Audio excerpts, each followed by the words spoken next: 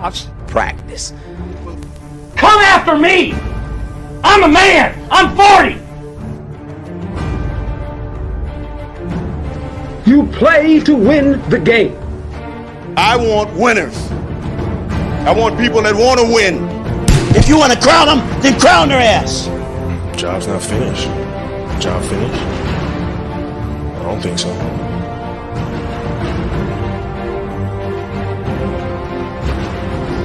That's a joke. That's an absolute joke is what it is. You can't get a draw? A tie? Against Trinidad? Matt, you don't deserve to go to the World Cup. Dumbest team in America. You cannot be serious! Get some facts and come back and see me. I got my extra bands on.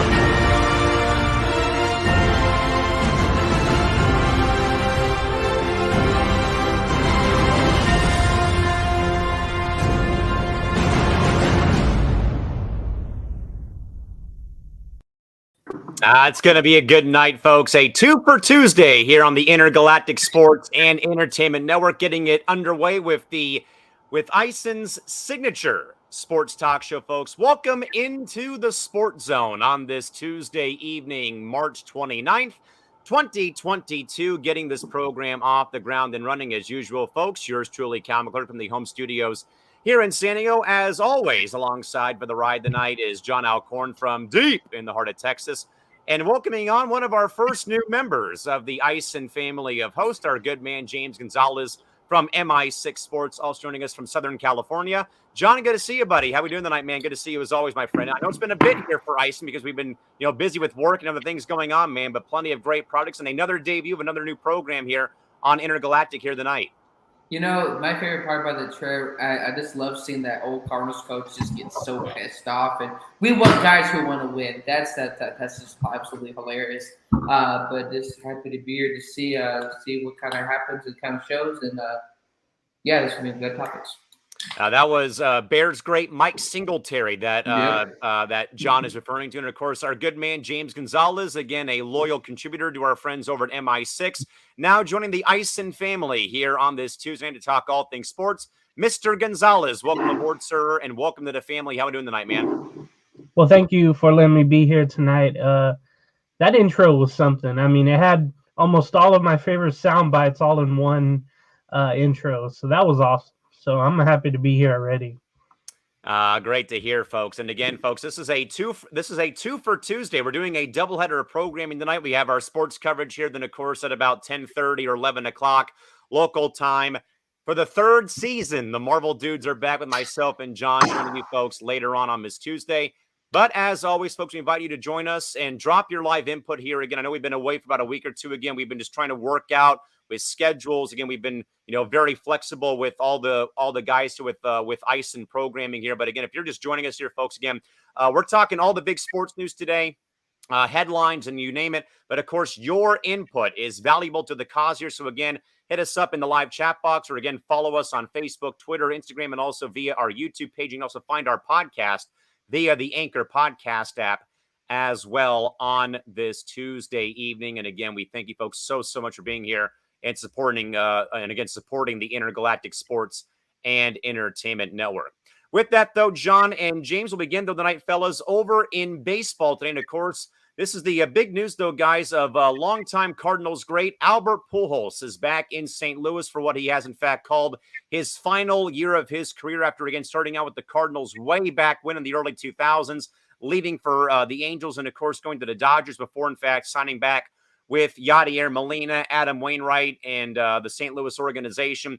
James, I'll start with you first, though, buddy, I don't know if there is a player in baseball who I feel like has been more loved and respected by the entire baseball fan base than Albert Pujols. Yes, he probably, obviously wrecked, teams, with his bat, the Padres for a bit, the Astros in the 05, playoffs, though. But I just feel like, though, man, I don't recall hearing any baseball fan ever saying, maybe occasionally, but not like every day did you hear someone, talking negatively or badly about Albert Pujols ever in the media. And I think to see it come full circle, though, and I do give Albert credit, though, for coming to the Angels, though, in 2012 and trying to getting, kind of in a way like that change of scenery. it worked for one playoff run, but then he had all the injuries and he really couldn't stay healthy. I know he had, the famous, trolling of Yasiel Puig when he, made his little, face, after he caught a ball and ended the inning, though. But I think, though, that even though it didn't work out, though, with the Angels, though, James, 500th career homer, 600th career home run. Again, the one playoff appearance, though, but I know he really wasn't the same, though. But I think it was mainly done, though, at that time for him to become the DH, though, because he knew he was getting up there in age, though. But now, of course, with the DH becoming universal in baseball, he's back in St. Louis. James, your overall thoughts about seeing Albert going back to St. Louis, but also maybe from your perspective, though, again, being the Angel fan here, on ice, and maybe, your thoughts maybe about Albert's time, though. I know it wasn't great, though, for, basically, 9.9 years of that 10-year contract he signed back in 2012. Yeah, I think Brad Lidge probably still has nightmares facing him and hitting the ball into the galaxy, or another galaxy, I should say.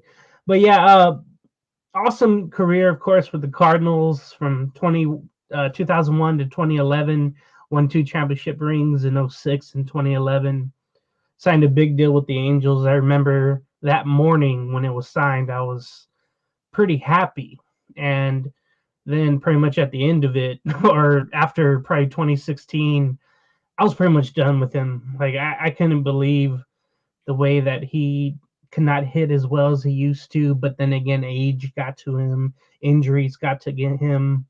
He'd always have, problems with his feet, trying to run, and he would play first base, but honestly, he kind of put everybody off by trying to never be a DH, and he should have been, I think, in my opinion, with the Angels, but his pride wouldn't let him just be a DH. But I think here with the Cardinals now, back with them, it's going to be great, because already when he showed up, I believe yesterday, to spring training, yesterday.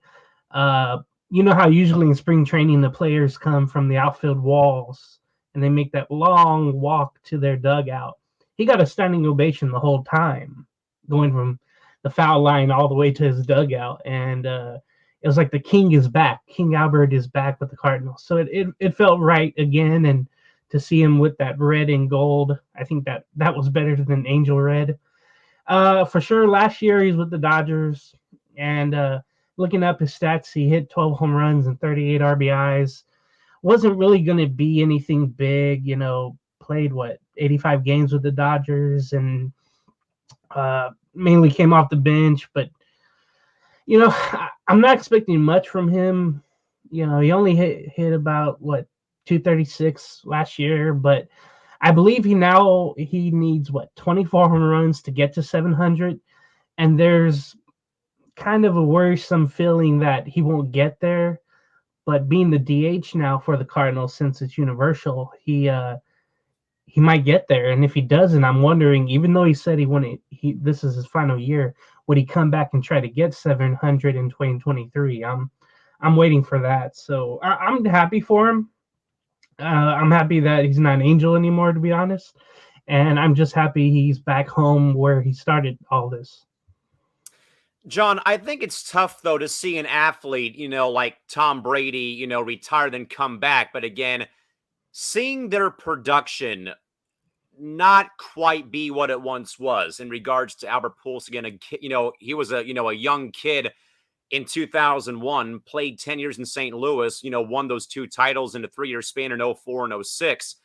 Then he goes to Anaheim and becomes an Angel in 2012. Kind of not quite still. I think he was still kind of in his prime, not fully over the hill yet, though, and had a bit of a rough start. He didn't hit his first home run until, I think, May of that, 2012 season with the Angels. They got to the playoffs in 2014, but then it was like injuries. Then the age cut to him. And I think James is right, though. The pride kind of, took over maybe his mentality of like he could have been a full-time DH, though, hitting for the pitcher right away in Anaheim, but he wanted to play first base. So then he had the plantar fasciitis. He had the swollen lymph node and growing issues, and his feet kept bothering him. He just could not run, and he would have to DH or pinch hit or take days off. Or I think he had a couple of extensive injured list days, though. But again, John, this is also a player, though, I think, though, like I said earlier, though, as well, J.A., a player that I don't think I heard many baseball fans ever clown, ever rip for being a bad player. This is a guy who always was out there with the media, always is out there in the community. Him and his wife have done just great work, though, in St. Louis and in Orange County. And I think even up in Los Angeles with, like, at-risk kids or troubled youth, and more of like, using baseball as their platform to get these kids kind of back on the right track. James might want to clarify that for me later on. But John, maybe seeing like this full circle story though, again, a player of Albert Pujols' caliber, starting in St. Louis, leaving, now coming back for what he has already called though his final season in Major League Baseball. How special do you think that is for him, going back to the organization where it all began though, so long ago? In the famous words of Dorothy Gale, there's no place like home. There's no place like home. Obviously, there's no place like home. I think a lot of times we always talk about athletes nowadays, especially in certain leagues, being a distraction or, oh, he puts up a lot of production, but yet he's also guys that is curing relationships and burning bridges. And it's great to see him back in St. Louis. I mean, why not end your career on a high note? Obviously, I don't know a whole lot about baseball yet, but why not? I believe it's like Jade said, 24 left to get to 700 total home runs. So why not that be special at any point in time? So if I were him, again, this is just me because I'm obviously not an athlete. Look at me. But even if you got like a couple of close, why not cut back next year? They get that, and then you can retire. But I'm definitely happy to see him back home. And again, Dorothy says, there's no place like home. Yeah, there's definitely no place like home. That is for sure. Christy Wilson, one of our loyal Ison viewers, writes in, very happy that Pujols is back with the Cardinals. And I think, like I said, I think any baseball fan out there is kind of, as I think, happy to see this. And again, I know that Albert tried with the Angels and went to the Dodgers for a bit. But again, for me, he's always going to be a St. Louis Cardinal. And, him and Yadier Molina and Adam Wainwright, all three going to the Hall of Fame together, that'd be one stellar draft class or a Hall of Fame class going in together. With that, though, James, let's kind of get your thoughts more so about the baseball offseason. Now we're not going to talk about what happened for 99 days, though, from December until, late February, early March. But more so, James, when we talk about the offseason maybe for the Angels, again, I did watch Tuesday's game, though, via Root Sports Rocky Mountain on MLB Network in regards to them playing Colorado, and Jenny Cavnar and Garrett Spielbergs were talking, mightily about how this Angel Ball Club is great on paper. But as you have seen, though, James, since 2014, there's been a very, lengthy playoff drought up there since that 2014 Ball Club got to the postseason, but got swept by the Royals in the opening round, though, who ended up going to the World Series, but losing to the Giants, though. James, with so much, I think, riding on this season for the Angels, I think there's a lot riding on it because, again, you're going to have Ohtani, coming off of his season last year. You're going to have Mike Trout hopefully healthy to play a full season, coming off that strained calf back suffered in mid-May.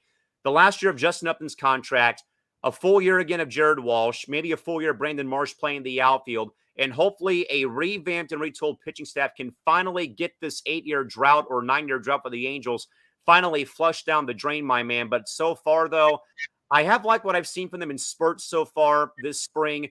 I do think the rotation is going to be a bit of a concern again, though. I like, Syndergaard, I think, has upside. But again, the big if, though, is if he is healthy. I think that Suarez has, some upside, but I think just more so that it rides on Syndergaard, but also Lorenzen and maybe even other guys. So will the bullpen be able to somewhat maybe, carry that load early in the season? James, I think that we know, though, that the Angels are going to score runs, though. But can the pitching staff hold up, though, for the full season? James, grade your Angels offseason for us here tonight.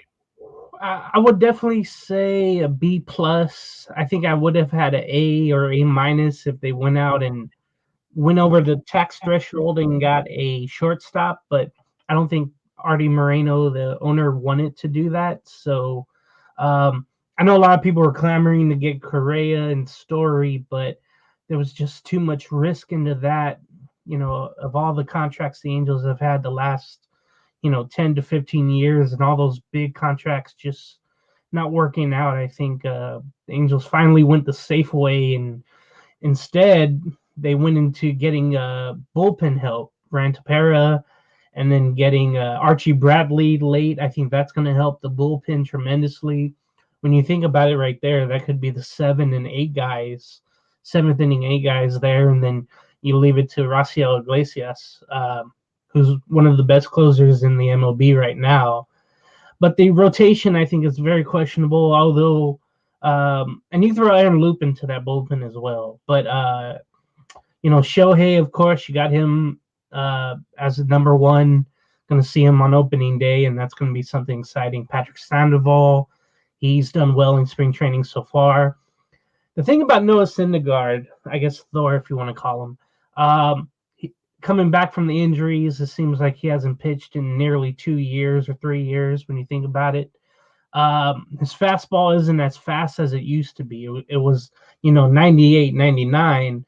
Now what he's done in spring training so far, he had one start, and then he had a start against the minor leaguers, and he's only at 93 and 94.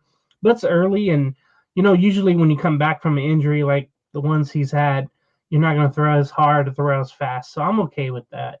But Jose Suarez is in there, and then you got others. Michael Lorenzen, if only pitchers can hit, and he's one of those good hitting pitchers, but there's a universal DH now. But no, I'm interested to see how Michael Lorenzen does in a different league. He's been in the National League a lot. Reed Detmers is young. He's one of the, was a prospect. Now he's up with the team. Quickly to the catchers, Max Stassi signed for a 3-year, $17 million deal. And kind of an intriguing signing, honestly. Yeah, it's kind of like a prove it deal to me, honestly, Colin, because he's pretty much all they have. I mean, you have Kurt Suzuki, who they brought back, and he's known to give 1 home run a month, but he can't frame pitches. Hey, he hit one today against Colorado. And that's his quota. He's going to stay right there. And then he can't really throw anybody out. He's not really nimble. He doesn't have cat light reflexes anymore. Matt Theis hopefully can take that spot.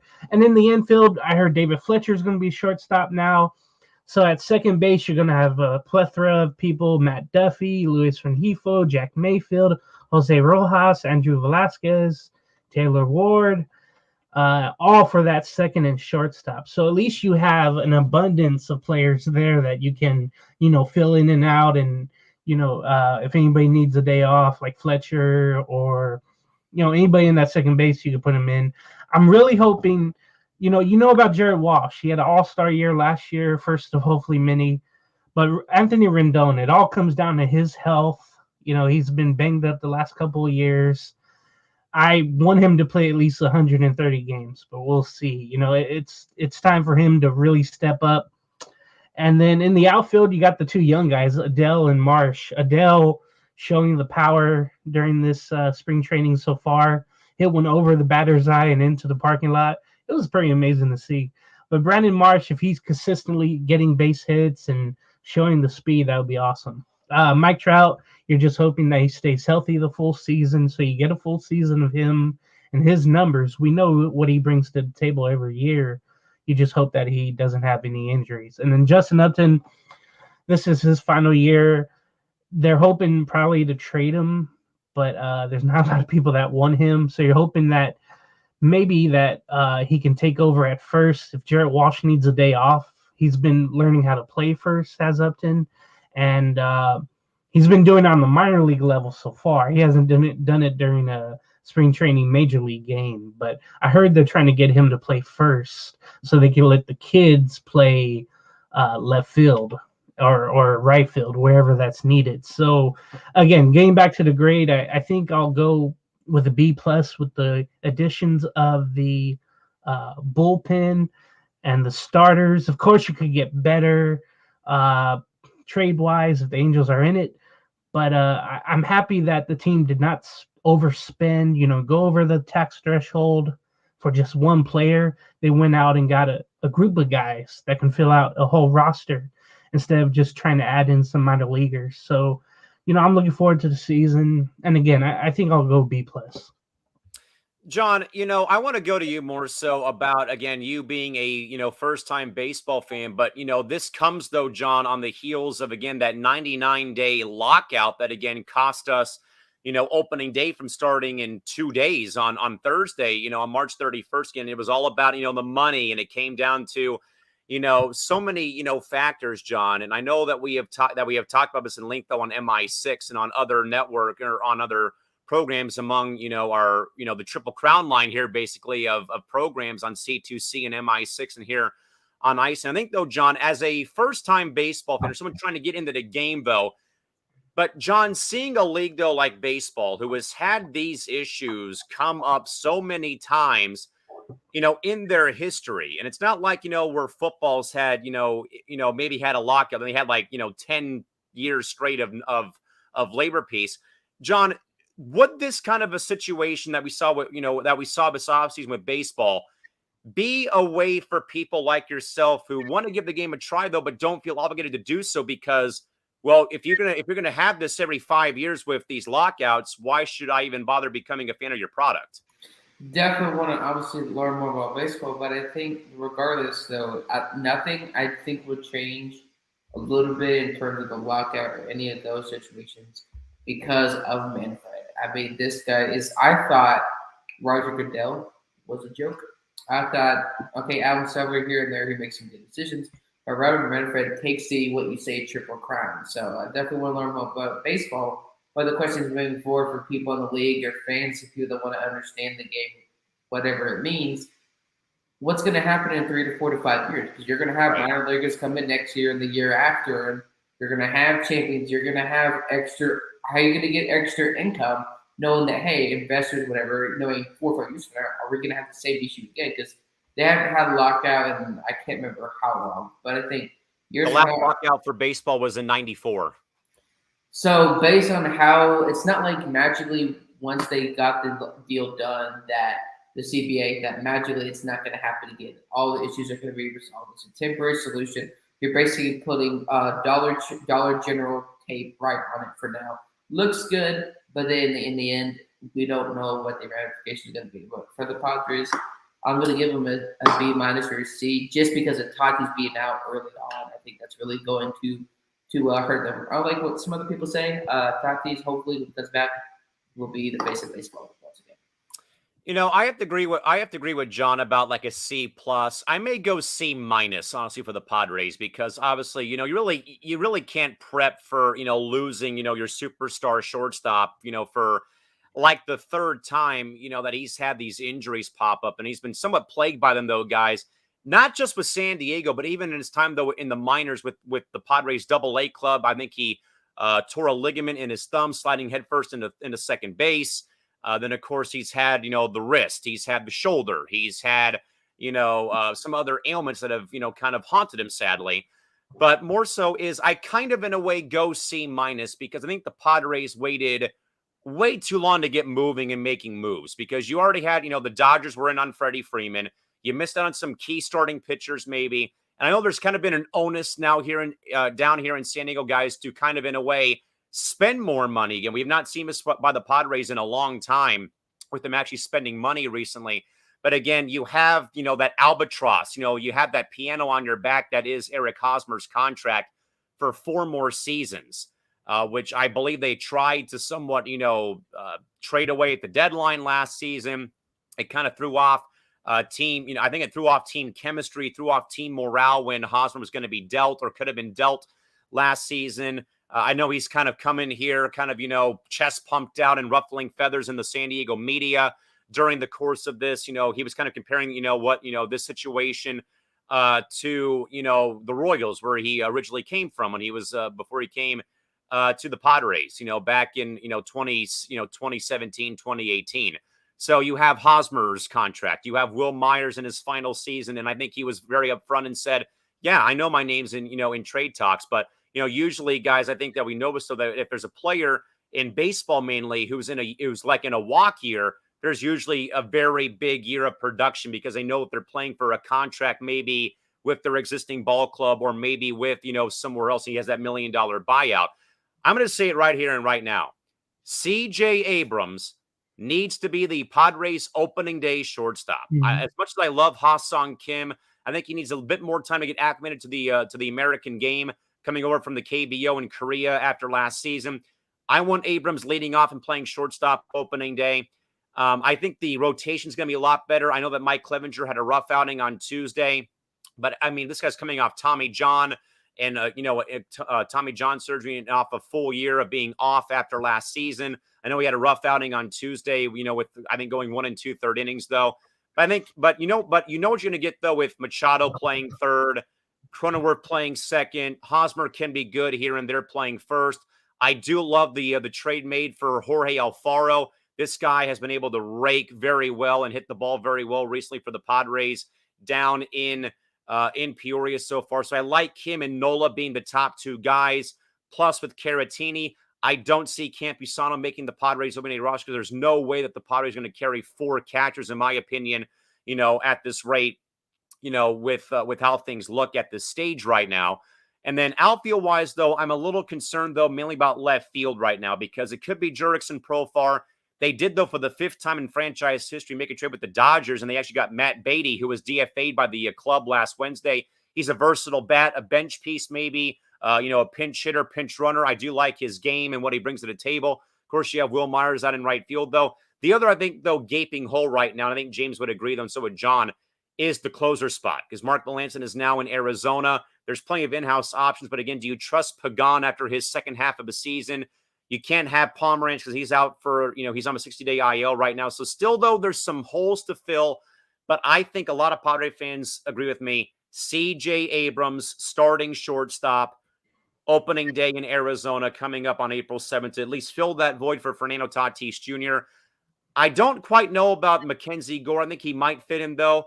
I think the odd man out is not going to be him or Paddock. It's going to be Ryan Weathers because of him having to work on his mechanics a little bit more next season or this season. John, I'm going to go back over to you real quick, buddy. I think, like I said, I can't remember his name. He said the guy that came from, the Korean League, so to them. Yeah. To learn about baseball, so there's a lot of pagan comments. But I think the Padres can't afford a slow start there just because of Fernando Tatis and his injury history. Kind of compare it to certain other players who I think Tatis can be really great for the Padres and great for baseball, despite some of the criticisms from clowns at ESPN and the Padres and all that we talked about last year, is that we know what he can be, what his greatness can be, but injury-wise, is he going to be able to overcome that for those 5, 10, 50-plus years? That's still to be seen. But for this season, if they don't get onto that hot start, especially with that, I think you said the pitching, whatever, then this season could already be predetermined because, like I say, I'm trying to pretend like I know baseball yet, but if you don't get that consistent pitching early on with the Padres and the injuries, and hopefully outside of Tatis there isn't anything major, it could be a very long year and maybe a what-if story. Because I've seen that. I'm not comparing them to like NFL athletes, but in terms of situations, we had Kevin White could have been in Chicago. I talk about different quarterbacks who could have been that guy. There was a guy, I think. I don't know if it was Chris Anderson and Birdman with Miami back in the day. Right. There have been so many good players. I'm not criticizing Tatis. I'm just saying like he has that threshold to be that guy. But can he be healthy though? I think that's going to be one of those unfortunate events. Who knows? But screw the Dodgers because screw the Aces. They're numbers. Yeah, and again, I think that's just more of like, the good start is going to be key because again, the Padres do open up with a little bit of a gauntlet in April. They open up in Arizona with the D-backs for 4. Then they're in San Francisco playing the defending division champs. And then, oh, by the way, their home opener, the defending World Series champion Braves come to San Diego, followed up by the Reds and the Dodgers to round out. So it's a little bit of a treacherous start to the season, John. Again, but Arizona right now, they're kind of in a way coming up of losing over 100+ games last season. Of course, the Giants went over 100+ games last season. The Braves, of course, won the World Series last year. Then you have the Reds, who kind of in a way had their own fire sale this offseason. Of course, the Dodgers, who have, of course, reloaded again and stuff of that nature before you go on the road and play the Reds and the Pirates in April. Christy also chimes in. She says, fellas, I think the signing of Trevor Story was a good thing for the Red Sox. Chris Sale being on the IL with the rib cage stress fracture does suck, though, because, again, that's somewhat of a big blow to their starting rotation. And a good what's up to our good man, Mess Around Dave, joining us. Dave, good seeing you as well. And Christy says, for me, it is hashtag screw you Yankees. That's with every baseball fan. Oh, it's screw you any team in our what was our team's division again? The National League West. Any other team in National League West, screw you and go eat a bag of dirty potatoes. Dirty potatoes is on the menu. With that, this guys. PG now, PG-13. Yes. With that, guys, we're going to move over now to the NFL. And again, guys, how am I not surprised here? I don't care about football, but again, the NFL overtime rule rears its ugly head again, fellas. And I don't even have to read the whole story, fellas, but the news that broke today, though, on Tuesday, the NFL owners, fellas, have approved a modified proposal for overtime on Tuesday that guarantees a possession for every team. But the fine print, fellas, but only for the playoffs. Regular season overtime will still remain the modified 10-minute period of overtime where, again, the opening drive is taken for a touchdown. Game is over. If not, we will play on until we have a winner after that first possession. John, again, man, this is something that I debated about a lot when I was in high school. I always have felt, though I hate the sport of football, every team deserves a chance to get the ball in overtime. I mean, this would be like, again, this would exactly be like baseball saying, first team that scores wins the game. Basketball opening tip-off is one. Whoever's, if you win the tip and you score, the game's over, or things like that. And again, John, I think we all agree here that the NFL overtime rules, they suck. Let's just put it that way. The NFL overtime rules have sucked for a long time because, again, it kind of, in a way, I think takes away, from what football is at the college level. I think college overtime for football has worked perfectly. Again, it's untimed. You can keep playing until it's 10 overtimes deep with there being, no clock right now. So, John, what do you make about this? I like the change, though, but I don't like the fine print, though. It says, but only for the postseason. I think this has to be a unilateral change, though, John, where it happens for the entire season, not for just the postseason. I think this is absolutely bonkers. This is a stupid rule. Like, you're literally thinking, I won't say that, but I don't know what in anyone's greener are you thinking. I don't want any overtime rule like college football. I don't like that already. And I get people can have their own opinions of, I like the old overtime rule where we got the field goal against over because it puts more pressure on teams to obviously invest in their kicker, yada, yada. I don't like it because I think if this was certain teams in the NFL, I don't think this would be talked about. For example, like I said, if the Bengals lost against the Chiefs, this probably would have been a little bit more of an uproar. Would we have talked about as much if the Chiefs lost against the Patriots in 2019? Probably not. And so we know the NFL executives and players, people have favorites. I don't like this rule. This has to be an absolute joke. I love football, as pretty much anybody knows under the sun. But yet you make me want to pull my hair out because Callan, even though I know how he loves hand ache here. I'm glad that he's talking about it. But it's an absolute travesty. And like I was telling y'all before the show and people that are watching, the owners only approve of it because they don't care about what's best for the players. We know that in basketball, baseball, and football, regardless of what we can say, business is business. Most of they don't care. As long as you get more airtime with your team, which means more ticket sales and everything else, that means more money in the owner's pocket. So I do not agree with the rule. I kind of wish they went back to the old thing because despite what other people say, kickers and punters are a very undervalued position. James, if there's one instance of a game that I would have liked to have seen played out, it was actually one of the very few San Diego NFL team games I went to at Qualcomm Stadium. That, of course, was the 2008 wild card game where the 8-8 Chargers happened to host the Colts because they had just happened to win the division title the final week of the season over Denver. And I think about that game a lot when I think about overtime. Because what would have happened if the rules were different? Where could the Chargers defense have stopped Peyton Manning and Reggie Wayne and Anthony Gonzalez on that next drive after Sproles had that, that go-ahead touchdown if we're playing by the new rules here in 2022? Or even just have to think about when Tim Tebow led the, that first play from scrimmage and they beat, I think, Pittsburgh, first play of overtime. And I think it was Demaryius Thomas, God bless his soul, running all the way into the house to win the game there. I'm just thinking about like those two games though. What would have happened if like Manning could have had a chance to tie the game, that night in San Diego, or could the Steelers have, come back and tied it? So again, I don't like the fine print here. I think John's right. This is an absolute travesty for football fans out there, myself excluded. Yeah, I agree with both of you. It's going to be a point to where my family's watching the games next year, and the game goes into overtime, and somebody scores, and everybody's like, "Yeah," and I have to be the one that says, "Oh wait, it's not over yet." What? It's going to be like college, and I'm going to hate that. Now, I do like the point that if the team kicking off to start the overtime period scores a safety on the receiving team's initial possession, then that team wins. So I do like that. It's not, it's not crazy. And then I still don't like it. I always think of what Mike Tomlin said the other day about the overtime rules and how it should be. It's sudden death. It should be literally the first score wins, and then we can all go home however we feel. So I agree with Mike Tomlin and you guys about that. It's funny how Major League Baseball, they went opposite with their rule with the runner at second to start the 10th inning, how they do it in the regular season but not postseason.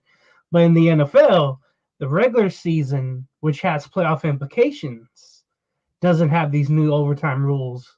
But when the games really mean something in the playoffs, then they put this new rule in. So I'm not a big fan of it. There will be a point one day where I realize those walk-offs that we saw with Sproles, like the ones you mentioned in playoffs, those mean a lot to people. And the fact that that's getting watered down and you really don't know what's going on until you are reminded of the rules before the overtime period again, and you're still confused watching the game. Like, wait, what? Okay, I'm gonna wait till everybody starts celebrating to see if my team wins or not in overtime. I think it's gonna get to that point this season, and hopefully this is a one thing. Hopefully we get back to just sudden death and not both teams having the ball unless you punt the first team punts it away. So I'm not a fan of this at all. Yeah, I mean, I think all of us are in favor because I think all the time, because it seemed like, guys, like every year or two, there's a team out there proposing changes and it gets shot down right away. And then even this year, I think there was like 3 teams who tried to send proposals and they all got shot down again. John, I think you wanted to add on? Yeah, I think in this situation that we were talking about baseball and in sport, the fact is there's not going to be a winning situation. I thought of an overtime rule that obviously would be ridiculous. You have 2 minutes to score. If you don't get it within 2 minutes or less, then you give the other team a chance 2 minutes to score or less. Then whoever scores in that 2 minutes, you're great. But if you take that extra 2 minutes, 1 second, sorry, the other team gets the ball at the 45-yard line. But that's neither here nor there. I just think with this, there isn't going to be a winning factor. And that's what bothers me because I love football like anybody else. I like, obviously, overtime rule in college football. I don't like because I remember being on the truck with my dad watching that Texas and OU game. I was literally shaking that giant truck. I'm like, what? I can't say all of what I said because this is a professional network.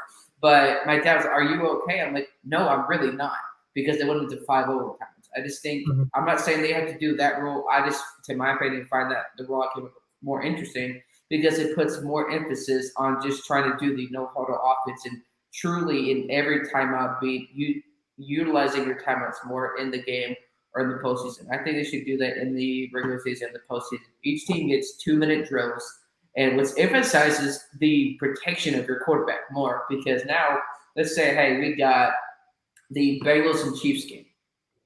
Then it's 2 minutes, boom, they didn't score. Then the Bengals get the ball 10 yards closer just because, hey, whoever this, I'll keep running on, but I'll get this last point. Let's say if we get to the 50-yard line, you got 50 yards to score.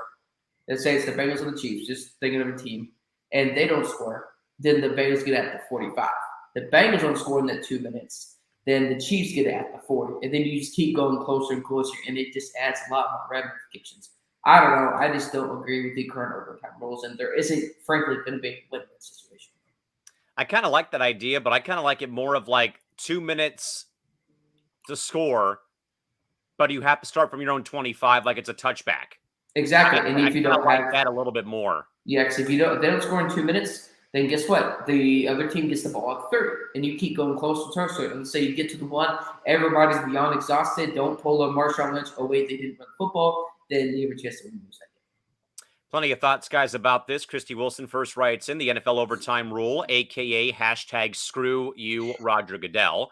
Mess Around Dave says, not a fan, should have left it alone. Christy agrees with us, though, guys. I hate the in the playoffs only part of this rule. Dave also says, fellas, they say that defense wins championships, so it's not the offense's fault. The opposing defense couldn't stop them. Christy also says, I've always personally felt that the NFL should adopt the college overtime rule. And Dave agrees with me, though. Peyton would have had 3 rings if they played by this year's rules. But again, folks, the NFL overtime rules changing again. Disclaimer, for the postseason only, where both teams will in fact get a possession. But again, the overtime in the regular season stays the same as a modified overtime rule. With that, guys, some other remarks, though, made. Of course, we saw the somewhat, in a way, not disturbing, but somewhat emotional press conference by new Browns quarterback Deshaun Watson. But, guys, per reports gathered from ESPN.com, Browns quarterback Deshaun Watson, guys, may not be facing criminal charges, guys, but still, though, could be facing punishment from NFL Commissioner Roger Goodell, which made it clear on Tuesday that Watson could still face or could still be disciplined under the league's personal conduct policy as a result of the 22 pending civil suits against the quarterback, accusing him of inappropriate sexual conduct. Speaking at the conclusion of the league's meetings down here in Palm Beach, Florida, Goodell said that Watson was still under investigation by the NFL for potential violations of its personal conduct policy. League investigator Lisa Friel is overseeing the ongoing investigation, which Goodell said has no timeline or timetable for its conclusion. Once the investigation is concluded, it will be referred to, it will be referred to a jointly approved NFL and Players Association disciplinary officer, who will then make the final determination whether Watson should be suspended and or fined for any violations of personal conduct or a personal conduct policy the investigation does find in its findings. John, obviously I think not the right way that we want to see Deshaun Watson get back to playing the sport, though. But I think, though, John, I think that Sarah Spain said it right, though, on Around the Horn, John. And I give her so much love and respect, though, because she's not afraid, though, to tell it how it is, though, regarding this sort of stuff happening. Where, John, I think we have seen it, though, man, so many times, though. I think not just in sports, but in society, where those who commit bad deeds, whether it is true or false, seem to get rewarded, as Watson has with this, massive contract, because it's more about, because teams, I think, though, John, there's still this longstanding stigma. We don't care about your personal off the field stuff, or that your mental health isn't the best, though. It's all about what he can do for us on the field, though, wins and losses and how you play. We'll kind of in a way ignore what happens. I think that Sarah Spain has said it right, though, John, is, yeah, we can, reward that, but we also can't look past what's going on away from the limelight of the field, though. But, John, do you believe that perhaps, though, that Watson is going to face some disciplinary issues by the league front office? Or is this going to be a case, though, maybe like Ray Rice, where it's going to be null and void and nothing? I think what the curious thing of Ray Rice is that he never played in the NFL again. There was always rumors of him doing tryouts with teams, and obviously that didn't work out because, to me, rightfully so. Hitting or assaulting a woman is something that none of us would ever stand for. That's not okay. I think the case for the Browns, let's say if somehow Deshaun Watson plays this year, because I think Mike Floor or somebody was on the Rich Eisen show today or yesterday talked about, hey, if this is not settled or however many cases by opening day, he could miss the whole season. So at that point, we had that situation like with Big Ben. I don't know. I'm not here to comment that. I have no idea. But I think for the Browns, let's say they make the playoffs and they win the playoff game. I'm getting hypothetical. And they find out that, again, I know it's shocker, Browns winning playoff games consistently at all. This is not the football cinematic universe. Then I think, to me, that should be null and void. I don't. The Browns are a stupid and of a joke of an organization. We joke about the A's in baseball. We joke about other teams in basketball, like I think it's the Kings, whatever, who have had a playoff success in so many years. But if you're the Browns, and I was like, okay, we'll see what happens. I don't know. But to me, this is just my gut reaction. If you still have 22 pending cases, if I'm an NFL franchise, I don't care how talented you are, I wouldn't give you anything. I wouldn't want you a part of my franchise. Because the thing is, what kind of alarmed me is that when he had his press conference, he talked about 40 masseuses in 5 years. Like it's just weird. It's all weird vibes from the Browns here, and it's just, to me, about my team, I don't care how good you are. The fact is, settle what is on the field first, because this is a ridiculous situation in the first place in terms of why would you put yourself in this at all. But obviously, you give everybody the benefit of the doubt in terms of, hey, let's settle these first. 22, and it's almost April. This is not okay. We can all disagree, Colin and James, on certain things, but this right here, if I'm a team, Browns, I mean, it sucks to be Baker, because in this situation, you're going to be starting those guys because he's going to be suspended regardless, and I think rightfully so, because some of the comments he made, to me, I don't know if y'all watched that press conference, made me very uncomfortable, and it's just a terrible situation. And so if I'm Baker, I'm sorry, bro. I mean, you're going to get the start, but yet when it gets back, Watson's going to get the ropes. And it's really unfortunate because, well, it's just not good. And James, I think that John said it right, though. And I think he agrees with Sarah Spain, because I think that we're waiting for one organization in sports to finally put their foot down and say, we're not going to stand for this, crap happening away from our organization, because we're not going to reward on-field success for how they carry themselves away from the field of play, though. I feel like that this is something, James, and I might be wrong here. It would be like, I kind of feel like that the only person or owner out there who may actually have done that would have been Al Davis. He probably would have put his foot down and said, I'm not going to reward somebody for their on-field performance because they went out there and, have 22 sexual assault cases. I'm waiting for that owner of any franchise out there, any sport, to finally put their foot down and say, I'm not going to tolerate this nonsense away from my organization. I'm not going to pay somebody $250 million to be my quarterback when they can't keep themselves, out of trouble away from my organization. And I think that we're all waiting for that day, though, for it to happen. But James, at least right now, Watson has escaped legal issues, or at least legal charges. But James, what do you expect, though, to come out of this, though, if the league-wide investigation does find something here, and what this could, in fact, mean for the Browns moving forward with so much, turmoil now surrounding Watson, and also Baker Mayfield's right now very clouded future still in Cleveland? This is a big mess when you think about it. It's a hot mess. Yeah, you think it was great getting him, but there's baggage with Watson, and I'm not shocked that they made the trade, because I think they were desperate of getting rid of Mayfield no matter what, even if it was getting Watson, even with, well, now we've seen in the past Goodell, suspending players for maybe, 4 to 8 games because of what they did off the field. Here, I could see that as well, 4 to 8, or even more if more comes out of it in the investigations. But going back to the owners that you thought that would have made these statements and say, hey, we're not going to have someone like him and what he's done on my team. It's funny you mentioned Al Davis, because he would bring guys in who had problems on and off the field. True. And certainly the media isn't like what it is today, how it was back then. There could have been horrible, things going on off the field.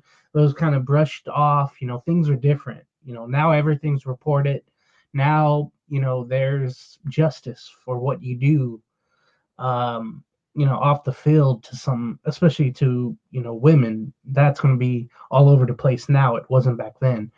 But I could definitely see that. And I was told by many people, hey, Al Davis would have been the one to sign Colin Kaepernick. Well, I'm not sure about that either. But, at least, that was, my team's owner. So at least I could have that. But, the 22 civil cases, that means a lot. Those lawsuits, that's a big number. Now I can see maybe, 2 or 3, that's Joe Smo.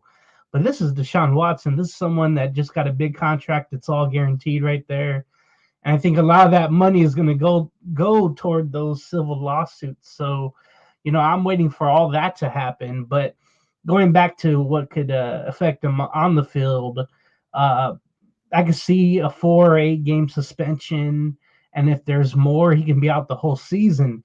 And then for the Browns, it'd be an awful thing because Baker doesn't want to be there. He's stuck there. Seattle doesn't want to trade for him. They already got enough problems trying to replace Russell Wilson, which is, highly difficult anyway.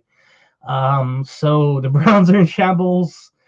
Deshaun Watson might be, depending how all these civil lawsuits go. But for me, I think he'd probably get a 4 or 8 game suspension, judging by what Goodell has done in the past. Now, I know he brought back Michael Vick after a while, but this is something totally different. And again, I can see 4 to 8 games starting off the season. John, do you think a 4 to 8 game suspension would be logical if the fact that they find something to suspend Watson? Yeah, I think it would definitely be fair. I think in general you shouldn't have, been on a team until other situations are cleared. Agreed. I believe somebody was on the Rich Eisen show, or somebody said that Miami was literally right there to trade for Deshaun Watson, and they're going to give exactly what the team wanted in terms of picks. But yeah, those cases, they said all 22 have to be settled. If not, we're not gonna trade it for him, and rightfully so. Despite what you haven't seen in Tua, you didn't give in to that because the fact is desperation is not cool. And now the Browns look like the dumbest, or they're dumber than the Jets, dumber than everybody, just because you want to win so badly that a guy that you're not even sure if he's going to play.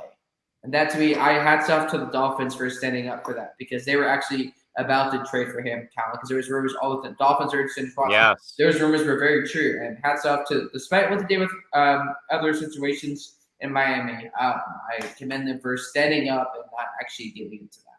And I was even clamoring for the Bears to put a package for Watson last season. I'm glad Chicago didn't take the bait from one of their San Diego-based fans. Some thoughts, guys, real quick. About this, Christy First says Watson being suspended for a certain number of games would not surprise me. Mess Around Dave says, guys, I would not have touched Watson with a 10-foot pole. I mean, we said that with Baker on Sports Mania about 2 weeks ago, and Christy also says the Browns are a dumpster fire. I think we all sadly agree with that at this rate. With that, guys, we'll keep the TriCaster view up here. John, I'll start with you with this NBA topic. 2 of the best records in the NBA belong in the Western Conference right now as we near the end of the regular season. John, who do you have more faith and trust in right now? The top overall seed in the Phoenix Suns, who've already won 61 games, or the upcoming young Bucks down there in Memphis, Tennessee with the Grizzlies, my man? I don't trust the Grizzlies just because they lack experience. I commend them for having a great season. I didn't expect them to be to where they were in the league right now in terms of their record, but I can't really give them the advantage just because they don't necessarily have that experience of being a team that's consistently winning. They do in the playoffs. I hope they do, but I'll give it to the Suns. I'm not a favorite team, but they've been closer to the finals. They've been in the finals. They've won multiple. They've been in the playoffs and had some success. But the Memphis, I mean, I'm not sure when's the last time won, or if they've ever won an NBA championship. So being being unfamiliar territory, it's going to be a first time situation. So they're going to make a lot of mistakes, just like the Celtics did when they played Cleveland in 2018, when they were so trigger happy and shooting the three. So we'll have to see, but I can't give Memphis it just because they don't have that experience enough winning just yet to know how to handle something like that. So again, James, the 2 best NBA records belong to the Western Conference right now. The 61-14 Phoenix Suns have already clinched the best overall record, and it's March 29th. And then the 53-23 Memphis Grizzlies are in the number 2 spot right now. Have already clinched a playoff berth. But James, come the playoffs, who do you have more faith and trust in right now? The top-seeded Suns or the 2-seeded Grizzlies right now in the Western Conference? I give credit to the Grizzlies. Taylor Jenkins has that team going well. Ja Morant's becoming a top 10 superstar. He's trying to get into that top 5 too with playoff success, maybe this season. They're so deep too. their whole bench is deep, and then starting positions are very good. But the fact that Chris Paul is with the Suns, Charles Barkley always says he's the best leader in the game. You got Devin Booker, who's just amazing, scoring any way he can possible. DeAndre Ayton's great. Jay Crowder's there to hold the line and do the things defensively. And they're also deep as well. And then, like I mentioned before, I think to Colin one time, I said, the last couple of years, I've never seen a team comment on their coach more than I do the Suns with Monty Williams. Yes. I mean, they commend him, it seems like every time in the media, every press conference, every sideline interview after a game or before a game. I've never seen the team love being coached more than I've seen the Suns and Monty Williams. So I think the fact that they got to the finals last year, they've been through it all. They lost to the Bucks in 6. But I think I would trust the Suns more. I would just hope that Chris Paul doesn't have an injury at the worst time. And the same could be for John Morant, too. I mean, he's been banged up all year. There was a point he got hurt one game, and we thought that was it for the season. So I'm kind of worried about him. But right now, I would still trust the Suns in the playoffs just because they've been there. They have veterans. Everybody's on the same page. Nobody has their own agendas. So I would trust the Suns, and maybe to get over that horizon and finally win the championship. I would trust them more than the Grizzlies just right now. Honestly, this is actually a tough one that I put on the rap sheet tonight. Honestly, guys, I really can't pick either, because I know that the Suns are the top overall seed. And by the way, the reason why the Suns have been so great this year, guys, how about a 31-8 record at Footprint Center in Phoenix? They're 31-8 at home this season. However, I can't pick a horse in this race, because I know a lot of people were saying that last year it was the Suns who were a fluke last season because the Lakers were hurt and the Clippers were banged up, and they always and stuff like this and that and that. The Jazz were in over their head and stuff like that.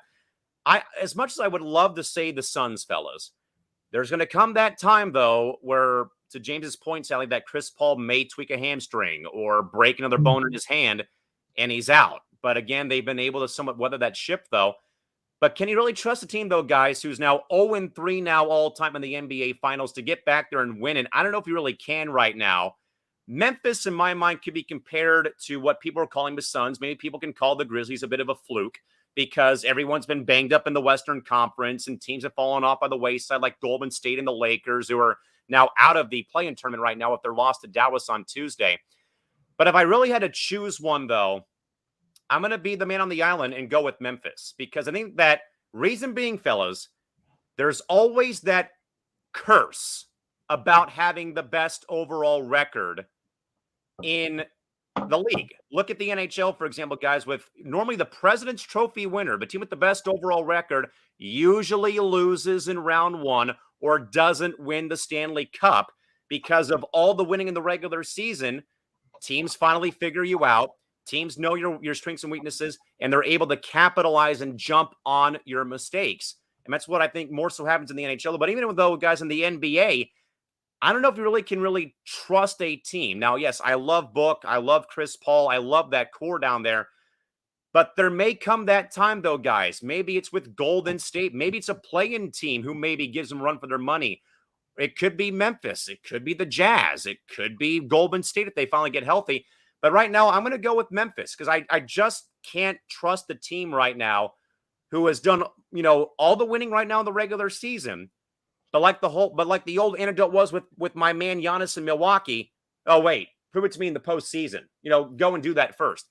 Unless the Suns win it this year, I really can't, put my, all the eggs in the basket, on a team with the best overall record, because eventually you're going to go down and probably lose. And honestly, it may come down to that, though. Memphis, I'm going to say this, though. Memphis, Phoenix, Utah, these 3 teams aren't flukes anymore, people. These 3 teams are legitimate contenders. I know I piled on the Suns here because of the record, though, but dating back to the bubble, dating back to last season. 3 years, though, guys, this franchise has turned a very great corner. And even that bubble year was pre-Chris Paul coming to the Valley. And now, of course, Memphis, they've had some success down there. John Morant, I think, is the face of that franchise right now. And a lot of guys who you probably don't know about, but they live up to the Grind City moniker. They grind. They are those guys who bring their lunch pails to work every day, and they just grind and get after it. And again, I think that Taylor Jenkins, to James's point, though, I think he has to be Coach of the Year in the NBA because, again, he's turned around a franchise, guys, by way of Vancouver and Memphis, who's not had a lot of success, though, but they have really, I think, captivated that fan base down there, much like fans going back to becoming back to Suns games. So I think that both teams are equal. But if I go by my thoughts about the top overall seed not always pulling through, case in point, 107 win Giants last year, bomb out to the Dodgers last year in the National League playoffs, I would lean a bit towards Memphis. I think that they can sustain this for a long time coming. And I agree though with the network who wrote it in saying that I like Memphis, young, up and coming, hungry ball club who is looking to again kind of go from there. And again, Christy Wilson, to her credit, picks the Suns though. Stellar year for the Suns though, guys. 31-8 at Footprint Center in Phoenix this season. Talk about home court advantage though to a T. J.A., back over to you. You hit the nail on the coffin there, and obviously shout out to the Memphis Grizzlies social media team because you do not poke the bear. Shout out to them last year to somehow with the social media finding the YouTube page for MI6. But I think you hit the nail on the coffin. A team that is more hungry has a better chance of playing better in the playoffs or contending than a team that settles, hey, is on their high horse. Hey, we got 60-plus wins. Look at Cleveland with LeBron when he came out the second time. They didn't have the top 3 most wins. Sometimes they had, I think, 52 or 58, almost 60 wins. You look at the Golden State Warriors in 2016. They had 73-9. This team could be the best team ever. And yet they lose 3-1 to LeBron James and the Cleveland Cavaliers. You go back to the Eagles in 2018. They got the win. I congratulate them. But were they truly the best team in the league? No. But the fact is, record-wise doesn't reflect how good you are. We've seen it with Tampa Bay last year when Tom Brady got there the first year, 11-5. You see teams like the Giants, 9-7, 9-7. So I think there's that ridiculous narrative that whatever your regular season record is will determine how far and how much success you have in the playoffs. So a team that's young and hungry can have a lot more success than a team that is going to settle for what's in the regular season. We saw it with the Eagles. We saw it with Golden State in 2016. And frankly, y'all hit the nail on the coffin there. And shout out to the social media teams. And again, James, I think that goes back to my point though. 73 and 9 Golden State chokes a 3-1 lead in the finals to Cleveland, and they don't finish off the greatest single season in NBA history. I think, James, that just backs my theory, though, is that if you have that great regular season record, it may be, daisies and roses and chocolate, and chocolates in round 1. But once you get to like round 2, round 3, round 4, James, I compare it a lot to beating your favorite video game. You can only beat so many bosses until you get to that one boss. It's Bowser. It's Dr. Egghead at the very end. Or it's or in our case, it's Darth Vader, or it's Thanos at the very end of the tunnel, where you just can't find a way to get it done. And I think that John's right, but I think James, if you want to add on, please do so. Well, every season is different, and every postseason is different. Every team is different. So I try not to compare years to, a new playoff season, but there's always examples after the fact, after the results. So yes, if the Suns did lose in the second round, or if Memphis overthrows them, then I think your point, Colin, your theories definitely ring true. I think the experience has more to do it does well more in the playoffs, and it shows better. But you can have a young team just overthrow, teams that are experienced. That does happen sometimes. More so in hockey, I think that happens. And but I really don't see that as much in the NBA unless there's injuries involved, and that could always be a thing. So, if that does happen with the Suns, I'll be the first one to virtually shake your hand and just say, hey, yeah, you were right on that. So again, I would, again, with this topic, I would still go with the Suns, but I think it all comes down to health. It all comes down to matchups. I always thought that, home court advantage, of course, is a big thing. In some years, I guess it is, but Yeah. it's all about what you have on the court and the camaraderie and what you can do together, and then who basically gets stops when needed and clutch shots. That's what it comes down to, and I just think experience, overthrows anything else. But the key is health, in my opinion. Most definitely. And again, folks, the top two NBA records belonging to the 61-win Suns and the 53-win Grizzlies right now in the NBA standings as, again, we get close to the end of the regular season. With that, guys, shifting gears to the NHL and what is a somewhat, guys, a very sad dumpster fire going on in the Valley of the Sun. The Arizona Coyotes, guys, as you might know, are moving to a 5,000-seat arena owned by the Arizona State University Sun Devils for the next 3 seasons. But guys, they're also, though, trying to get sports betting back on the menu at their home games next season, as the Coyotes, guys, are trying to get new state laws that legalizes sports betting changed to allow them to keep running their mobile sports gambling operation when they move from Gila River Arena in Glendale to the ASU hockey team's new arena opening up next season. But the Arizona Indian Gaming Association fellows and multiple Native American tribes opposed the last-minute change approved by the Arizona State Senator's office on Tuesday. They argued that the 2021 law that legalized sports betting was part of a complex deal that they negotiated with Governor Doug Ducey that updated the Tribal Gaming Compact agreement that was reached. The Coyotes say that the change is needed because ASU's arena only holds 5,000 people, and the law that allowed professional sports teams to run retail sports books and mobile gaming operations requires facilities that hold at least 10,000 people, so literally half of the capacity is being used.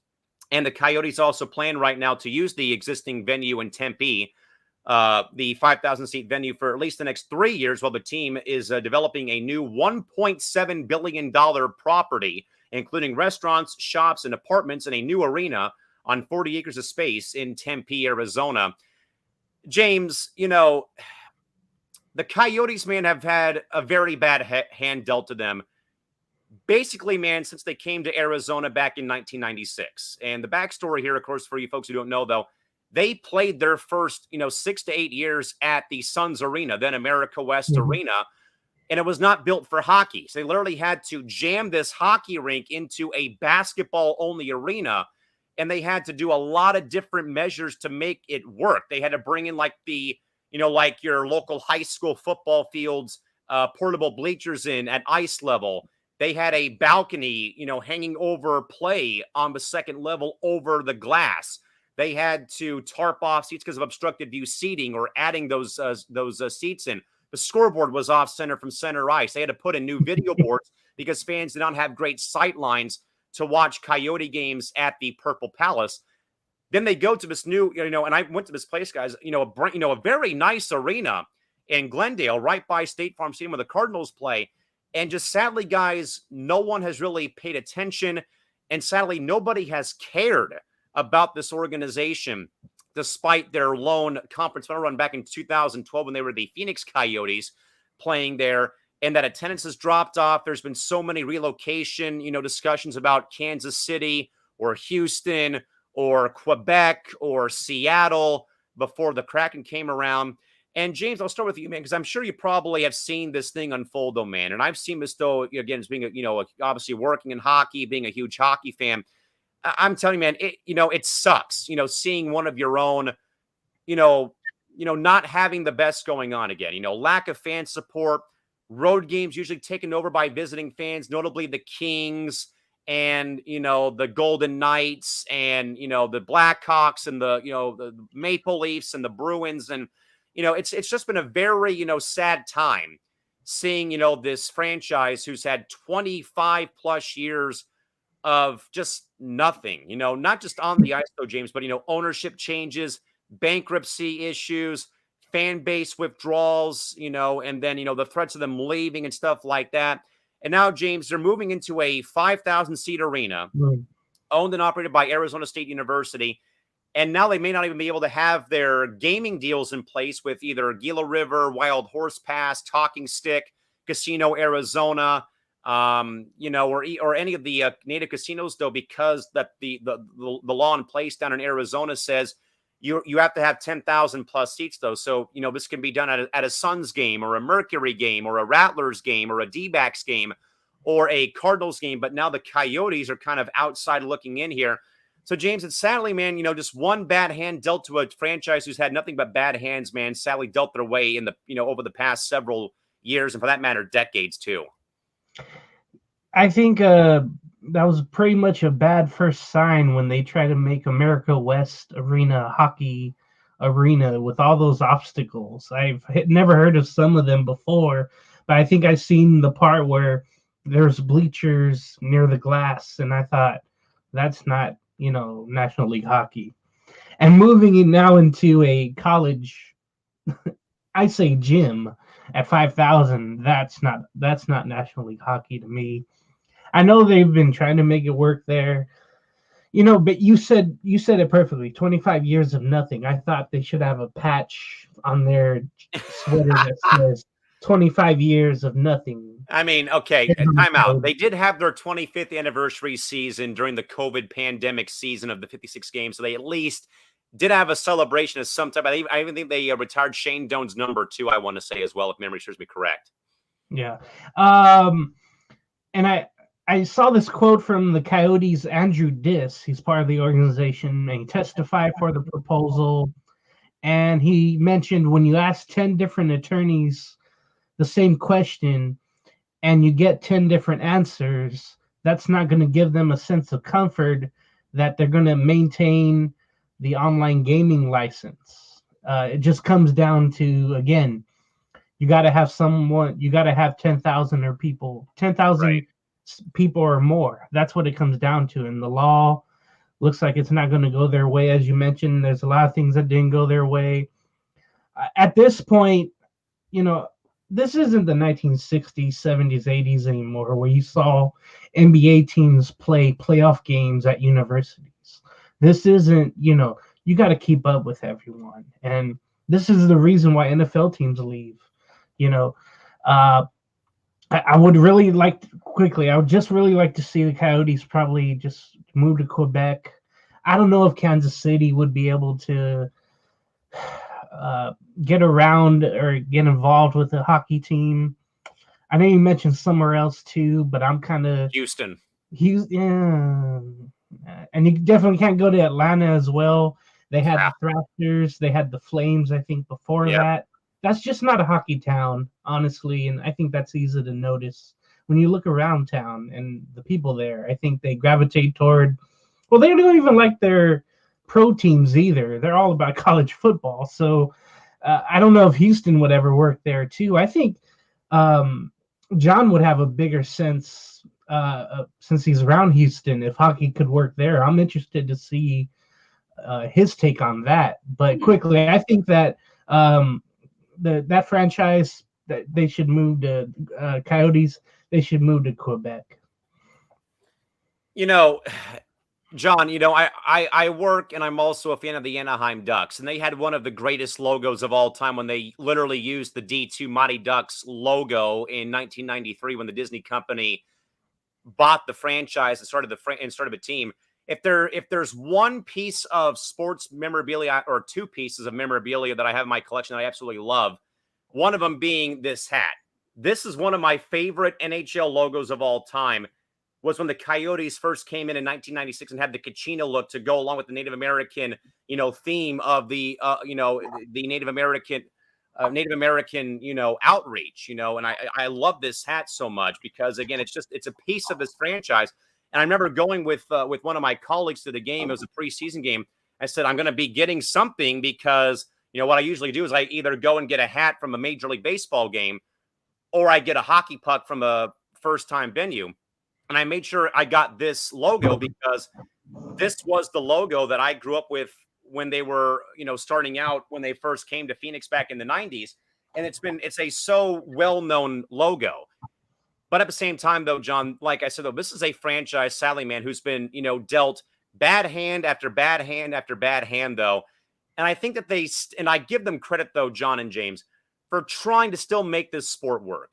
Because I know a lot of people have, still laugh at California that there's 3 NHL teams out here and there's 5 AAA American Hockey League teams out here.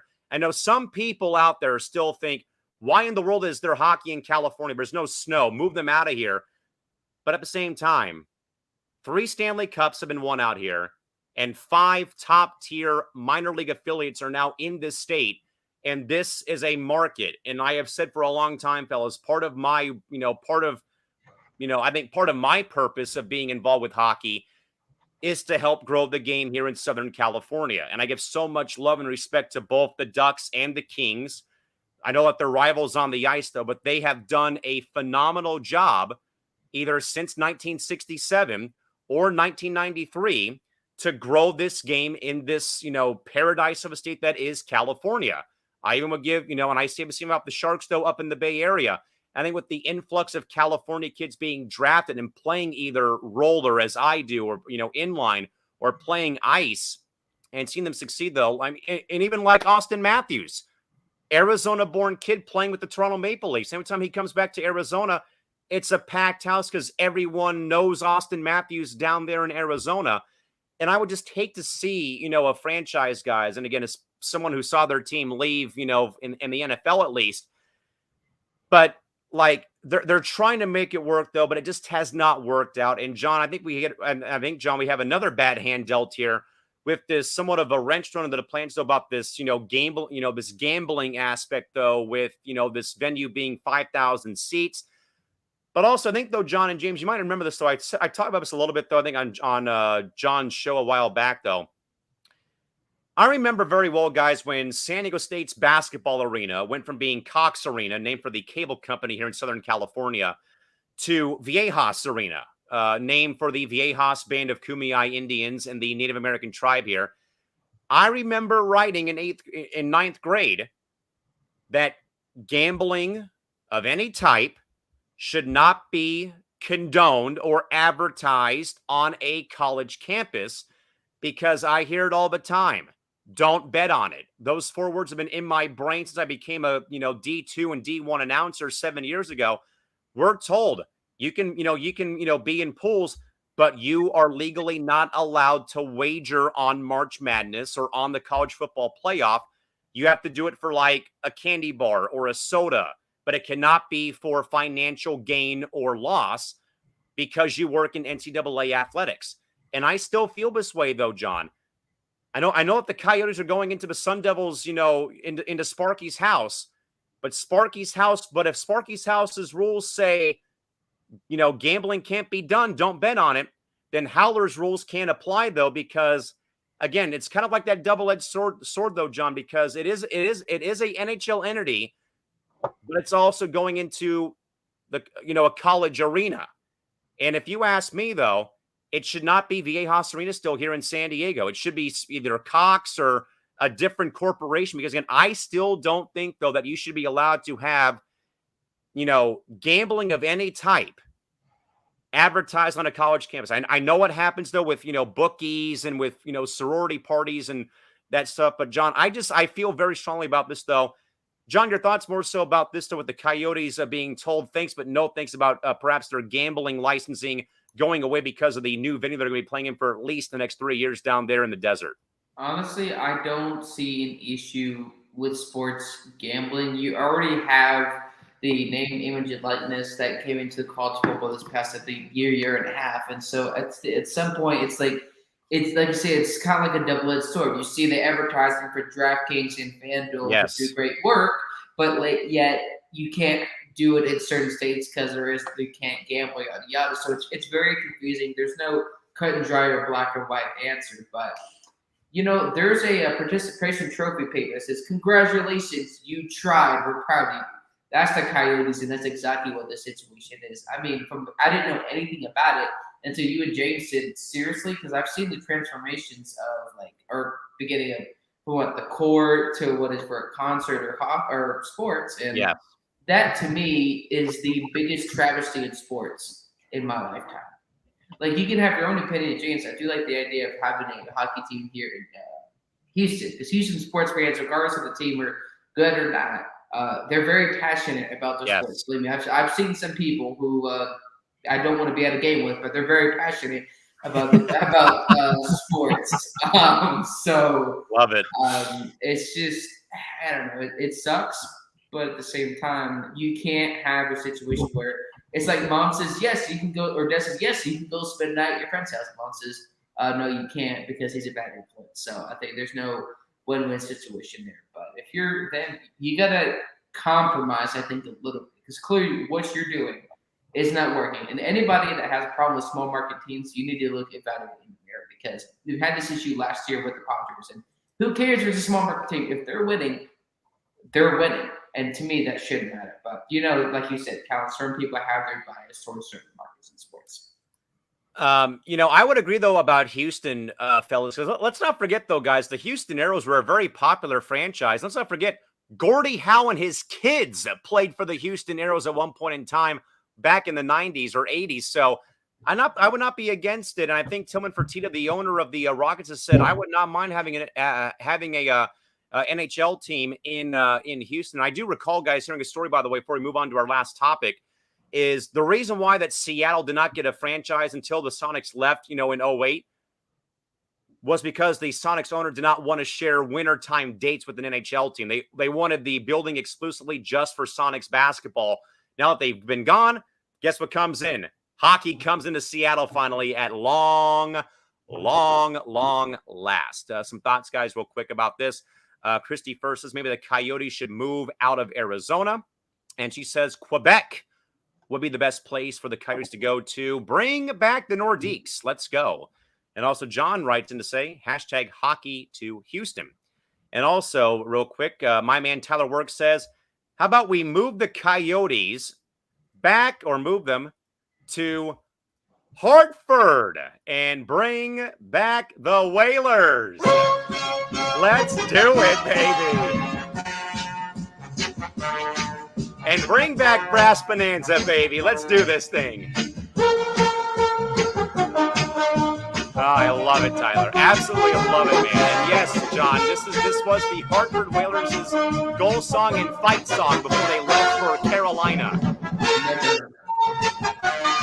One of the most iconic songs in hockey history, honestly, was Brass Bonanza, even though Brian Burke still hates it to this very day.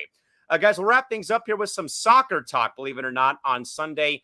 The USA men's national team, fellas, is now one major step away from qualifying for the 2022 World Cup in Qatar, UAE, after pounding Panama on Sunday down in Orlando, 5-1. Christian Pulisic with a hat trick in this game for Team USA, who, again, guys, are now one mere step away. And per Alexi Lawless, guys, on Fox Sports, it would take a loss by more than 6 on Wednesday for them to not qualify for the World Cup.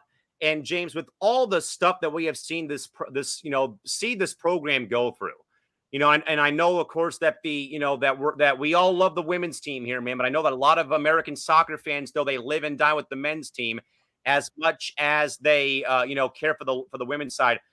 But I think, though, James, I think for the morale of U.S. soccer, Wednesday's game, as long as they don't lose by more than 6, I will probably say that Sunday was probably, other than Dos Cicero the first time around against Mexico, I do believe that Sunday's game, other than Dos Cicero the first time, is going to be, or was, the biggest game probably in recent U.S. men's soccer history. And I know we could talk about John Brooks's goal against Ghana in the 2010 World Cup or 2014 World Cup in South Africa. We can talk all day about Landon Donovan scoring to beat Algeria in 2010 before they would have been sent home after having 3 ties in the group stage round, and they couldn't, qualify because of the overall points. But I do truly think, though, James, that despite maybe criticism sent the way of the head coach's way because of his lineup and his roster, this may be probably the best U.S. men's soccer team that we have probably seen I would probably say since the 2010 club, who beat Algeria and got all the way and then lost to Belgium that year or lost to Belgium in 2014, Dos to 0 several times with Mexico. James, your overall thoughts about the match, but also, does a berth in the World Cup really, maybe in your mind, turn people back on to the men's side, at least for U.S. men's soccer, if in fact they can qualify on Wednesday? I haven't really got into the sport since 2010 just because of their downfalls, not qualifying. And, this might get me to watch it because you're going to get in unless, the crazy. You somehow let Costa Rica score 7 on Wednesday. Yeah. I hopefully don't see that happening, but they had that great game against Panama again. Christian Pulisic was amazing, had 3 goals, and he did the worm after a goal to honor I thought that was great. Cancer. I thought that was a great thing. But yeah, once you get in, this is kind of where you get excited, but then again, you remember the past and what the women have been able to do, but not the men, and that still lingers in your mind. But you're hoping that they're better off. But I know we'll go through the World Cup, and who I think is favored, and sadly, it doesn't look like the USA is. But hopefully, they could go on a miracle run.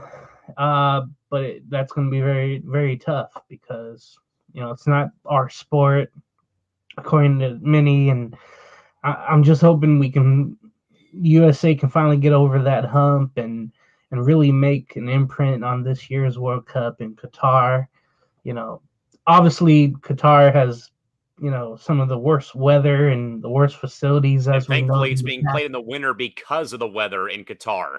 Yeah, and I saw the past there and all the corruption and whatnot. I'm just hoping USA can get through all of that without any issues. And yeah, I'm definitely going to take a look at this, and hopefully I'll get more interested. If I need to talk about this, I'm going to, not look silly and know what I'm talking about. And yeah, I'm definitely going to go for this team and, hope that they can get in and then do some damage, honestly. John, I was actually at a qualifying view party here in San Diego when Team USA dropped that game to Trinidad and Tobago in 2017. They just had to get a tie to qualify for the World Cup in 2018, and they just laid an egg. And you actually saw Taylor Twellman, guys, in our open to the program, who was on a rant about that loss and about the money spent on USA Soccer by the Federation on the men's side. And we have, players from Major League Soccer on this roster. And, we always want to blame the coaches like Klinsmann and Arena and, and things like that. But I think, though, John, that Sunday, in my honest opinion, again, I sat through that loss in 2017 to Trinidad and Tobago. I, sat through the 2010 miracle finish by Landon Donovan against Algeria and John Brooks's header against Ghana. And I've, seen this team play in person. I've seen them win. I've seen them tie. And I've seen, a lot of, and I've seen them obviously play. But I do think that Sunday, despite maybe Donovan's goal in 2010, John Brooks's header in 2014, and, and even, losing to Trinidad and Tobago in 2017, this is by far, I think, the most exciting Team USA team I've seen play in my time being a soccer fan and soccer broadcaster and having, watched a lot of soccer over my time, though, indoor and outdoor. But John, maybe more so in your mind, at least, again, outside looking in on soccer, could Team USA qualifying and making the World Cup at least entice you to tune in and cheer on Team USA come the World Cup in November? Honestly, no. It's just more. It's gonna be the same thing time and time again, just like you saw with certain teams in other sports. Oh, this could be their year. This could be their year, and then they always keep falling short. Honestly, I hope they do, but based on what you said in 2010, 2017, 2014, I honestly just don't see it changing. I hope they win. I hope they succeed so they can have some type of success like the women's Yes. side team has, I believe. I can't remember what they won, but they've been pretty good. So men's side has been without a doubt an embarrassment just because they haven't been able to get over that hump. And hopefully they can, and we'll see what happens. I mean, obviously, soccer may not be everyone's forte, but I do think that Tyler Guys has a very good point, though. Most talented men's team on paper. Also, this is all happening without Weston McKennie, who's out with an injury. If this team finishes qualifying and can stay healthy, they can turn some heads maybe in November. It's also, I believe, Tyler, if memory serves me correct, I believe that on Friday this week is the draw for the groups for the World Cup. And I recall best about that group of death, though, last time that we were there in 2014. I think we got out of it pretty, I think we got out of that group unscathed, though. It made it pretty deep till we got beat by Belgium that year. So certainly on paper, guys, it looks good, though. But I think that Tyler's right, though. Help is going to be a big thing, though. If they can finish off qualifying Wednesday, and not give up 7 goals, they're going to be sitting pretty. Because I think, though, if they were to somehow have that doomsday happen, fellas, on Wednesday, I think they would have to play like another 2 games, I think, but it'd be very winnable because they'd be playing, I think, New Zealand, and I think even, I think like the Oceania region, and New Zealand, I think, has not been very good recently. So, I mean, that's like, but we don't want to talk, positive talk here. They're going to qualify, just go out there and get the tie or get the W.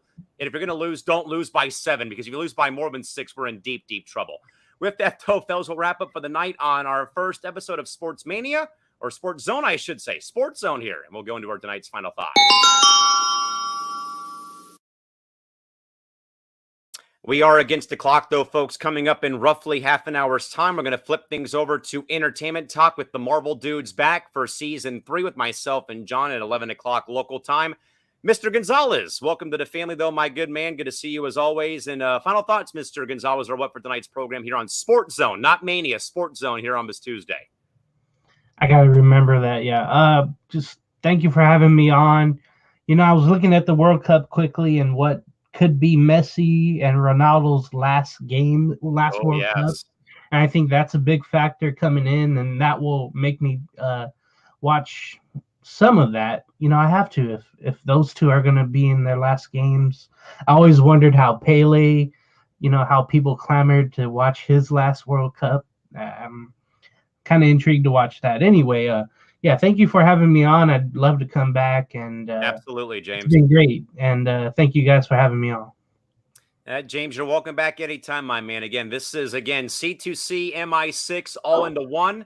And you put them together and you get icing. With that in mind, Mr. Alcorn, great first program here on Sports Zone, man. Again, this is our signature sports talk show here on Intergalactic Sports Entertainment. John, again, great viewership once more here. Got some great reactions and likes and hearts from the fan base out there, J.A. Nice to be back after about a week or so off because, again, I've been stuck at work, though, over the past week and a half, though. But, again, doing what I love most, though, as well. And, of course, being here always helps. Yeah, it's definitely interesting to see, where this network goes. But yeah, there's a lot of great topics. And despite almost a year, thank gosh we have the Marvel Dudes coming back and other shows happening since. It's gonna be good. And James, we're happy to have you on, and hopefully you can come back. So again, folks, we're still trying to figure out our schedule. Again, we're trying to work around both MI6 and C2C programming. So again, we may see programs early in the day, later in the day, because we're just trying to make sure that we can get, everyone on board as time goes on here. So you're going to just see us, tinkering, kind of tinkering and kind of, almost in a way randomly going live at random times. So again, we're just trying to get, everyone involved here. Everyone gets their say and their piece of the pie here. But again, a major thank you again, though, to Christy Wilson, Mess Around Dave Esparza, and my good man, Tyler Work, for joining us and for writing in. Also, I forgot to read this one from Tyler, though.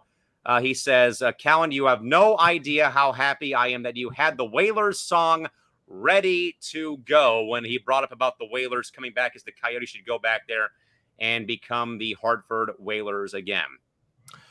With that, though, folks, we will wrap up here for our sports content and coverage here tonight at this rate. We will see you folks back here again sometime this week. By the way, though, actually, folks, a quick heads up for you. Tomorrow afternoon on Wednesday at about 3 o'clock Pacific time, John is going to be showing pre-recorded video game coverage of Star Wars Fallen Order as part of our pre-recorded programming to fill voids. So check out part 1 tomorrow again of John having a playthrough of Fallen Order. John, do you have any more to add about this, buddy? That's every Wednesday and Saturday at about 5:30. Gets pre-recorded. Then we will have Trevor with some of his stuff kind of taking over on the video game side, so we can obviously develop more into my show in the fall and helping out with other shows. But yeah, check out that. We're pretty much trying to get pretty much any type of content out there. So if you're not a fan of sports, which is very concerning, obviously just kidding, then you have stuff like movies, Marvel, other things. I was just about to open up my mouth, but I'm going to pull a Kevin Feige. So again, folks, look for a playthrough, Star Wars Fallen Order, 3:30 Pacific time here on ISON in place of our regular programming coverage here.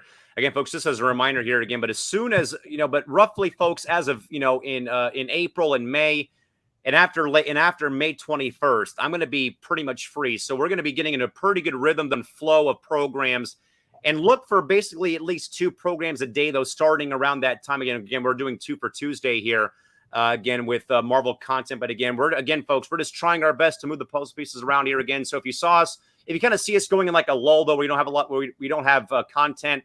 Again, it's not our fault. Again, we're being pulled in different directions. And like John and I have said to our entire hosting family on this network already, is we all have lives. We have 9 to 5s. We have family. We have friends. We have moms and dads and brothers and sisters and friends to hang out with. So again, thank you again, though, folks, for bearing with us here. Again, we're just trying to work all these bugs out and kind of getting ourselves on a more level playing field, basically, for women. In fact, we do get programming on here. But again, folks, we'll catch you next time here on Sports Zone. But stick around, though, folks, coming up at around 11 o'clock local time here live on ISON, the Marvel Dudes. Almost a year to the day, returning for season 3 with myself and John coming up in about roughly 25 minutes here on the Intergalactic Sports and Entertainment Network, though. But with that, folks, but again, though, folks, thanks for dropping into the Sports Zone. We'll see you folks back here next time. Till then, have a good night. Bye-bye.